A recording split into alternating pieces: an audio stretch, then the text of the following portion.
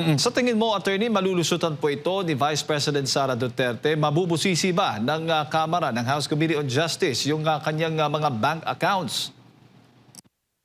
Well, sa tingin ko po, no, una-una, mali yung desisyon na sufficient in form and substance kasi wala naman talagang mga ultimate facts yung mga complaints na naisampa. No? At pangalawa, ang tanong kasi dyan, sabihin na natin pagdating doon sa sufficiency in substance na tama ang lahat ng sinasabi ng mga complainants, yan by impeachable. No? Pero sa akin, halos lahat, kung hindi lahat talaga ng mga basehan nila, ay hindi naman mga major na paglabag sa ating saligang batas para makonsidera na impeachable. Pagdating naman dito sa bank statements, no, yan ay patunay na kinakailangan silang magsupina dahil wala pa silang sapat na ebidensya laban kay BP Sara. No? So nauna muna yung mga paratang bagong ebidensya na makakaapekto dun sa proseso na ginawa ng Kongreso. No? Dahil kinakailangan kapag sufficient informant substance, meron ng ebidensya. No? At yan nga ay naging kabahagi na ng desisyon ng Korte Suprema doon sa nahuling kasong sinampa ni VP Sara, no, laban sa naunang impeachment complaint ng Kamara de Representante. At syempre, yung mga bank records naman yan, sang-ayon sa Secrecy of Bank Deposit Law, pwede lang yan masupina sa isang impeachment case. No? Yung nakabinbid naman sa Kamara, hindi pa kaso. Yan ay pag-determine lamang kung dapat nga bang magkaroon ng kaso dahil ang kaso ng impeachment ay isasampa sa Senado at hindi po sa Kamara de Representante. So hindi po siya kabahagi doon sa mga exceptions sa Bank Secrecy Law at ibig sabihin yan, walang kapangyarihan ang Committee on Injustice na magsupina ng bank statements ni VP Sara.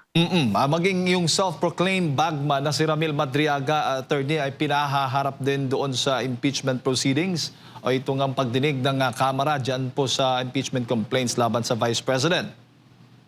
Alam mo yung supinang yan ay sampal sa hudikatura bilang co-equal branch of government. Alam naman ng mga congressman na yan na nakakulong itong si Madriaga dahil nga sa kaso ng kidnapping na 2 counts, no? Na ako ang tumatayong private prosecutor, no? Pinagkaita ng hukuman ng piyansa dahil malakas ang ebidensya laban sa kanya. Pero sampal ito sa hudikatura dahil si Ramil Madriaga ngayon ay nasa ilalim ng jurisdiksyon ng hukuman. At alam naman nila na maski sila ay kongreso, maski sila may hawak ng budget, hindi nila po pwedeng isupina isang tao na walang permiso ng hukuman. So hindi dapat supina ang inisyo nila kung hindi dapat sila naghain ng motion para nga mapaharap itong si Madriaga dahil walang bisa ang kanilang supina kapag ang isang tao ay nakakulong sang-ayon na rin at dahil nga sa isang mandamiento de arresto na inisyo ng isang hukuman. So sa tingin ko, kasalanan naman ito ng House of Thieves, Committee of Injustice, dahil talagang linalabag nila yung prinsipyo na pantay-pantay ang hudikatura, ang legislatura at ang ehekutibo.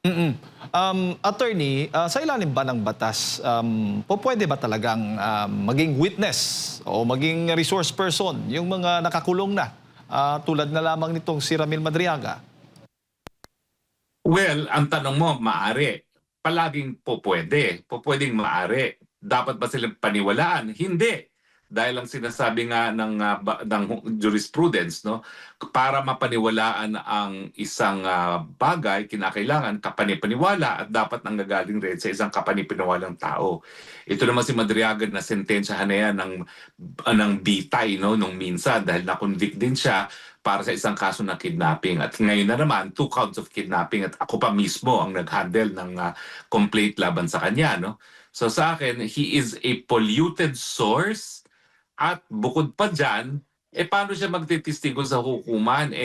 Kinakailangan mo ng pumayag ang hukuman na siya magtestigo at pwede naman tumanggi ang hukuman, lalo na ngayon na may pulisiya ang Korte Suprema na pati doon sa pag-attend sa mga hearings ng mga kaso kapag nakakulong ang preso, dapat umapir lamang via live streaming, no, at hindi na personal, no.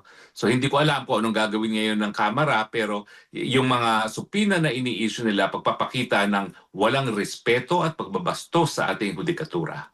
Opo, marami ding